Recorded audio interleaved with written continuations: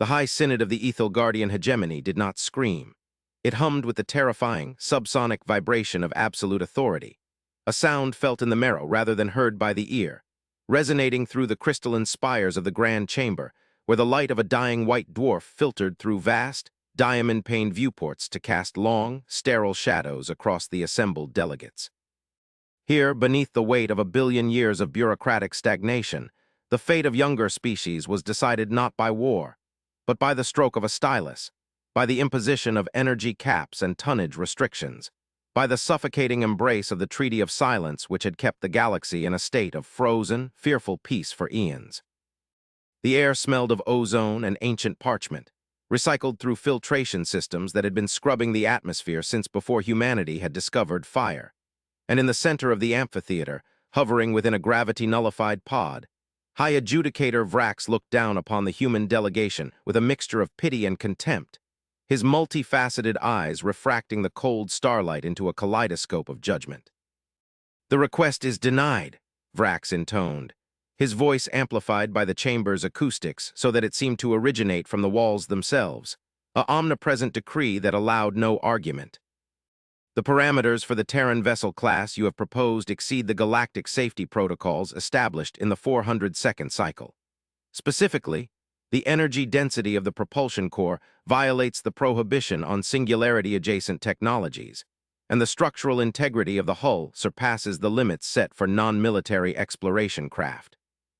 Vrax paused, allowing the weight of the refusal to settle upon the humans standing on the platform below.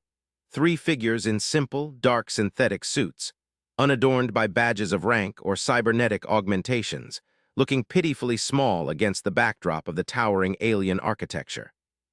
"We understand your species' desire to expand, to explore the boundaries of your designated sector, but the hegemony exists to ensure that such expansion does not threaten the equilibrium. You were permitted sublight colonization, you were permitted Class 3 hyperdrives, but this Project Swordbreaker is an affront to the peace we have maintained." Ambassador Elias Thorne did not flinch, his face a mask of calm, practiced neutrality that Vrax found unnerving, for most young species trembled when the Synod spoke. They begged or threatened or wept, but the humans merely stood there, their heart rates steady, their pheromones betraying no fear, only a cold, mathematical patience. Thorne stepped forward, his voice unamplified yet carrying clearly through the silence, a testament to the acoustic perfection of the hall. "High Adjudicator, you misunderstand the nature of the vessel," Thorne said, his tone respectful but laced with an undertone of steel that made the fur on the back of Vrax's neck prickle. "The treaty forbids warships, it forbids directed energy weapons exceeding 5 terawatts, it forbids kinetic bombardment systems, it forbids the mass production of combat drones. We have adhered to every letter of your laws. We have built no guns. We have mounted no missiles. The vessel in question is a deep space rescue and terraforming platform designed to operate in high-radiation environments where your standard hulls would dissolve." A ripple of amusement went through the assembled alien delegates, a chittering of insectoid mandibles and the shifting of fluid-filled sacs, for the idea that humans, aggressive, short-lived, volatile humans, would build a ship of such scale for asterisk rescue was an absurdity that bordered on insult. Vrax leaned forward, his pod drifting lower. "Do not play semantic games with the hegemony, Ambassador. We have simulated your design. The energy output required for your terraforming laser is sufficient to crack a planetary crust. The shielding required for high radiation environments would render the ship impervious to standard hegemony peacekeeping cruisers. You have built a dreadnought and called it an ambulance. The permit is denied. The hull must be scrapped. Failure to comply will result in the immediate blockade of the Sol system." The silence that followed was heavy, suffocating. Thorne looked up at the High Adjudicator, and for a fleeting second, Vrax saw something in the human's eyes that he could not classify, not defiance, not anger, but a profound, sorrowful disappointment, as if a parent were watching a child make a mistake that could not be undone. "We anticipated this ruling," Thorne said softly. "Which is why we did not build the ship within hegemony space. We did not build it in Sol. We respected your blockade zones. We respected your trade routes. We built it in the blind dark, in the intergalactic void where your sensors do not reach, and where your laws, by your own definition, do not apply till the vessel enters civil space." Thorne signaled to the vast holographic projector in the center of the room. "And since the vessel is already complete and strictly unarmed according to the definitions provided in Section 8, Paragraph 4 of the treaty, we are not asking for permission to build it. We are filing the flight plan for its transit to Earth. Before Vrax could respond, before the outrage could erupt from the thousands of delegates, the holographic display flickered to life, showing a live feed from deep space, from the empty, freezing nothingness between the spiral arms of the galaxy. At first, there was only darkness, the endless, crushing black of the void, but then stars began to be blocked out, not by a silhouette, but by a distortion, a gravitational lens so intense it bent the light of distant galaxies around it. Slowly, the object resolved itself, not a sleek metallic dart like the hegemony cruisers, nor a sprawling, organic cityship like the Orcaxian hives, but a brutalist monolith of matte black composite, a rectangular slab of geometry that offended the eye with its sheer utilitarian ugliness. It had no visible engines, no glowing exhaust ports, no bridge tower, no weapon blisters. It was a solid block of matter 5 kilometers long and 2 kilometers wide, a tombstone drifting through the dark. "Behold the asterisk Hephaestus asterisk," Thorne said, his voice dropping an octave. "It has no guns, it has no missiles. It relies on a localized gravity inversion drive for propulsion which pulls space towards it rather than pushing matter away. It is technically a mining barge." Vrax stared at the screen, his sensors analyzing the data streaming in from the remote buoys. The density readings were impossible. The mass of the ship was not consistent with its size. It was heavy, far too heavy, as if the hull was not made of metal but of collapsed matter, of neutronium skin wrapped around a singularity heart. You have built a flying black hole," Vrax whispered, the realization dawning on him with the slow, creeping horror of a nightmare. "You claim it is unarmed? Ambassador, the gravitational tidal forces of that vessel alone could tear a station apart just by passing too close." "Which is why we filed the flight plan," Thorne replied smoothly. "We will maintain a safe distance of 1 light second from all inhabited structures. As per the treaty, a vessel's propulsion system cannot be classified as a weapon unless it can be projected directionally as a beam. The asterisk Hephaestus does not project. It simply exists. It is a heavy-lift transport. We have followed your rules, High Adjudicator. We have stopped thinking like warriors, as you commanded. We started thinking like engineers." The brilliance of the trap paralyzed the Synod. To ban the ship, they would have to ban gravity itself, or admit that their definitions of weaponry were flawed, opening the door to a renegotiation of the treaty that had kept them in power for eons. They were trapped by their own bureaucracy, by the very rigid, legalistic framework they had used to shackle humanity. Vrax felt a tremor in his hands. Looked at the human, really looked at him, and realized that the peace they had forced upon the galaxy had not stopped war. It had merely forced the art of destruction to evolve into something far colder, far more efficient, and infinitely more terrifying. "Let them pass," Vrax said, his voice trembling. "But mark my words, Earthmen. If that ship deviates 1 degree from its flight plan, if it raises its shields in a manner that suggests aggression, the entire hegemony fleet will vaporize it." Thorne bowed low. "Understood. We are merely bringing it home to help with construction." The transit of the asterisk Hephaestus became a galactic event, a slow-motion parade of terror that was watched by every sentient species from the core worlds to the rim. It moved with an eerie, silent grace, sliding through the fabric of spacetime without the violent tears of hyperspace windows or the flare of ion drives. It simply appeared in one sector, lingered like a bad omen, and then vanished, reappearing light years away. Escorting it were 3 hegemony battle cruisers, sleek, predatory ships bristling with particle lances and antimatter torpedoes, vessels that had quelled rebellions and silenced dissent for 10,000 years. Yet, flying alongside the human brick, they looked fragile, like glass needles floating next to a sledgehammer. The sensors of the escort ship screamed constantly, their hulls groaning under the gravitational shear radiating from the human vessel. The asterisk Hephaestus was silent. It broadcast no messages. It answered no hails.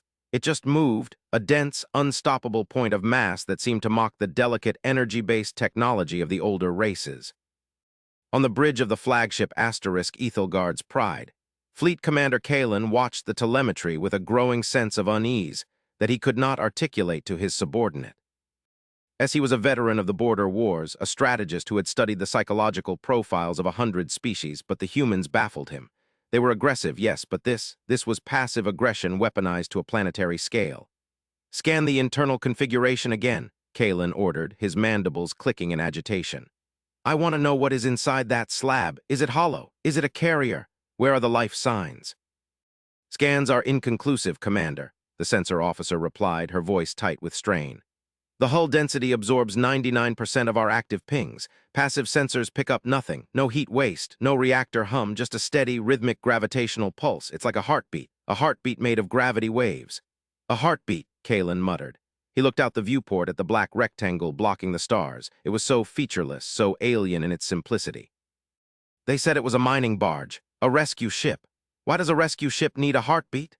The answer came 3 days later, when the convoy reached the edge of the Cygnus Rift, a notoriously unstable region of space bordering the unknown territories.